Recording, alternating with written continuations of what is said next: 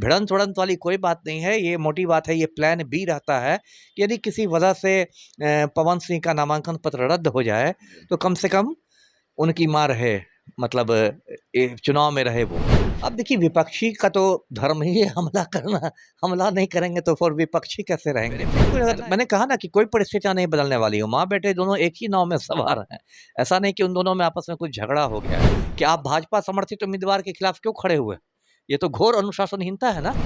तो बहुत सारी चीज़ें पर्दे के पीछे होती है, हो सकता है पवन सिंह के पर्दे के पीछे मोलभाव चल रहा हो भाजपा आलाकमान से। आलाकमान जैसे आपने देखा ना पश्चिमी चंपारण में जो ये सन ऑफ बिहार हैं मनीष कश्यप, एकदम सर पर कफन बांध के उतरे हुए थे, सब माँओं का आंसू ही पोंछ रहे थे और दूध ही से नहा रहे थे। हाँ, बिहार ही बदलने चले थे। एक बार नड्डा से मुलाकात हुई तो खुद बदल गए।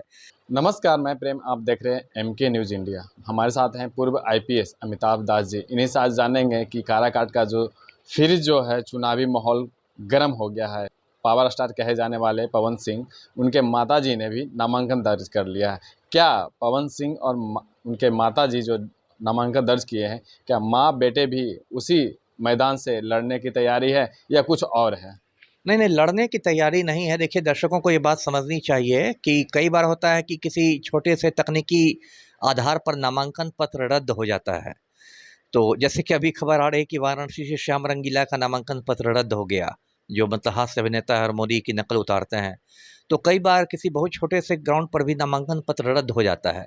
तो इसलिए लोग ऐसा करते हैं कि और किसी व्यक्ति को साथ में नामांकन पत्र दाखिल करा देते हैं। जैसे आपने शिवहर में सुना होगा लवली आनंद के साथ उनके बेटे अंशुमन आनंद ने भी मतलब नामांकन पत्र दाखिल किया है। तो कई बार सनसनी फैलाने के लिए यूट्यूबर्स दे देते हैं कि एकदम माँ बेटे में भिड़ंत आपस में, है ना? या फिर मान लीजिए अभी काराकाट में पवन सिंह की माँ ने कर दिया है, तो फिर कुछ यूट्यूबर्स चलाएँगे कि माँ बेटा आमने-सामने से भिड़ंत हो गई, वो हो गया, वो हो गया। भिड़ंत-विड़ंत वाली कोई बात नहीं है, ये मोटी बात है, ये प्लान बी रहता है कि यदि किसी वजह से पवन सिंह का नामांकन पत्र रद्द हो जाए, तो कम से कम उनकी माँ रहे, मतलब चुनाव में रहे वो। तो एक तरह से और जब नामांकन पत्र मान लीजिए दोनों का स्वीकार हो जाएगा, तो फिर नामांकन वापस लेने की तारीख तक माँ जो है वो वापस ले लेंगी, क्योंकि मेन उम्मीदवार तो पवन सिंह ही है या शिवहर में लवली आनंद ही है मेन। तो ये बात है, तो इसको बहुत ज़्यादा मतलब इसे देने की ज़रूरत नहीं है, इस पर हंगामा खड़ा होने की ज़रूरत नहीं है। जी। लेकिन विपक्षी दल की तरफ से ये भी कहा जा रहा है कि उन्हीं के माँ ने कहा था कि हमारा बेटा अगर कोई गलती करता है तो आप ही सुधार सकते हैं, आप ही बना सकते हैं। फिर उनका नामांकन आना कुछ समझ में उन लोगों को नहीं आया, क्योंकि जो अचानक से बिना बताए मीडिया के सामने आए बिना नामांकन दर्ज किए, उसके बाद में चुपचाप आए और निकल दिए। तो इसके लेकर के विपक्षी भी हमला कर रहे हैं। अब देखिए विपक्षी का तो धर्म ही है हमला करना, हमला नहीं करेंगे तो फिर विपक्षी कैसे रहेंगे, है ना? इसलिए वो तो अपना कर रहे हैं, वो लोग मन ही मन मान लीजिए समझ भी रहे हैं। मैं भी कोई पवन सिंह का प्रशंसक नहीं हूँ, मुझे भी विपक्षी ही मान के चलिए। लेकिन इस मुद्दे पर मुझे नहीं लगता है कि कोई आलोचना का ये मुद्दा है। ये एक सीधी-सीधी बात है कि जो उनके भी राजनीतिक सलाहकार होंगे ही, जो मतलब पवन सिंह का तो फ़िल्मी बैकग्राउंड रहा है, राजनीति में तो नौसिखिया ही समझा जाएगा। तो उनके जो सलाहकार रहेंगे, जो कानूनी सलाहकार होंगे, वो लोग बताते हैं कि भाई आप एक और माँ से भी नामांकन करा दीजिए, क्योंकि आपके कोई दुश्मन है, कोई कुछ निकलवा के चैलेंज करके आपका नामांकन पत्र कहीं रद्द करवा दे, तो कम से कम आपकी माँ रहेगी। तो इसमें कोई बहुत ज़्यादा मुझे नहीं लगता कि हंगामा की ज़रूरत है, बहुत सनसनी फैलाने की आवश्यकता नहीं। ये माताजी और बेटा दोनों आमने-सामने जो अभी चल भी रहे हैं कि माँ बेटे दोनों आमने-सामने चुनावी माहौल में आ गए हैं। क्या इससे कुछ उपेंद्र कुशवाहा को बेनिफिट मिलने वाला है? नहीं, नहीं, बेनिफिट मैंने कहा ना कि कोई परिस्थितियाँ नहीं बदलने वाली हो, माँ-बेटे दोनों एक ही नाव में सवार हैं। ऐसा नहीं कि उन दोनों में आपस में कुछ झगड़ा हो गया है।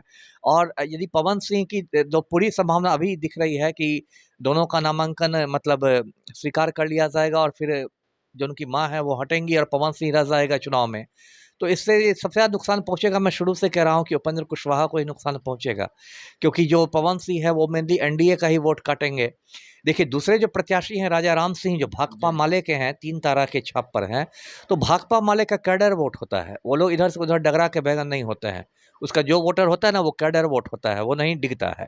लेकिन उपेंद्र कुशवाहा जैसे ही लोग हैं वो एनडीए में हैं, तो जो भी पवन सिंह के जाएँगे, मान लीजिए जातीय आधार पर बड़ी संख्या में राजपूत मतदाता चले जाते हैं, जो बिहार में होता है जातीय गोलबंदी, तो वो भी उपेंद्र कुशवाहा को ही नुकसान पहुँचाएँगे।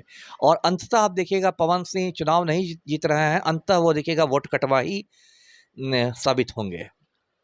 एनडीए की तरफ से पवन सिंह के ऊपर बार बार कहा जा रहा है कि नामांकन वापस लें वापस लें, लेकिन अभी तक वो ऐसा कोई उनके ऊपर कार्रवाई भी नहीं हुई है अपने पार्टी की तरफ से। तो क्या ये लगता है कि पवन सिंह का जो नामांकन है वो अब रद्द या वापस ऐसा कुछ होने वाला नहीं है? देखिए, बहुत सारी बातें होती हैं ना जो पर्दे के पीछे होती है ना? जो अभी ना आपको मालूम होंगी ना मुझे मालूम होगी। पर्दे के पीछे हो सकता है पवन सिंह की बातचीत चल रही हो भाजपा आलाकमान के साथ, है ना? जैसे आपने देखा ना पश्चिमी चंपारण में जो ये सन ऑफ बिहार हैं मनीष कश्यप, एकदम सर पर कफन बाँध के उतरे हुए थे। सब माँओं का आँसू ही पोंछ रहे थे और दूध ही से नहा रहे थे। हाँ, बिहार ही बदलने चले थे। एक बार नड्डा से मुलाकात हुई तो खुद बदल गए। तो बहुत सारी चीज़ें पर्दे के पीछे होती है। हो सकता है पवन सिंह के पर्दे के पीछे मोलभाव चल रहा हो भाजपा आलाकमान से। आलाकमान अगर बोल दे, कोई ठोस उनको आश्वासन दे दे कि भाई आप अभी हट जाइए, आपको राज्यसभा में हम लोग एडजस्ट कर लेंगे, ऐसा कुछ एमएलसी बना देंगे, जो भी होगा। कुछ भी ऑफर मिल हाँ, यदि उस पर मतलब सौदा पक्का हो जाए तो फिर हाँ, पवन सिंह को फिर मोदी जी की याद आ जाएगी। फिर उन्होंने वो बोलेंगे या फिर उन्होंने कहा, वो कहेंगे कि नहीं मेरी माँ ने कहा कि भाई मोदी जी का समा तो अभी भी बांध रहे हैं। अभी भी बांध रहे हैं, वही ना। इसलिए उन्होंने अभी मतलब ये दरवाज़ा बंद नहीं किए हैं और इसलिए भाजपा ने उनको पार्टी से निष्कासित नहीं किया है। जबकि कायदे से अब तक भाजपा को अनुशासनहीनता के लिए पवन सिंह को निष्कासित कर देना चाहिए था। कि आप भाजपा समर्थित उम्मीदवार के खिलाफ क्यों खड़े हुए? ये तो घोर अनुशासनहीनता है ना। यदि भाजपा उपेंद्र कुशवाहा का समर्थन कर रही है काराकाट में और ये जानते हुए पवन सिंह खड़ा हो गया उसके खिलाफ, तो ये तो आप पार्टी लाइन के खिलाफ जा रहे हैं। तो कायदे से तो मतलब शो कॉज़ हो गया जाना चाहिए था या फिर निलंबन या निष्कासन हो गया रहता, लेकिन ये सब कुछ नहीं हुआ है। तो इसका मतलब दोनों में अभी है और देखते रहिए अभी आगे-आगे क्या होता है। Wait and watch.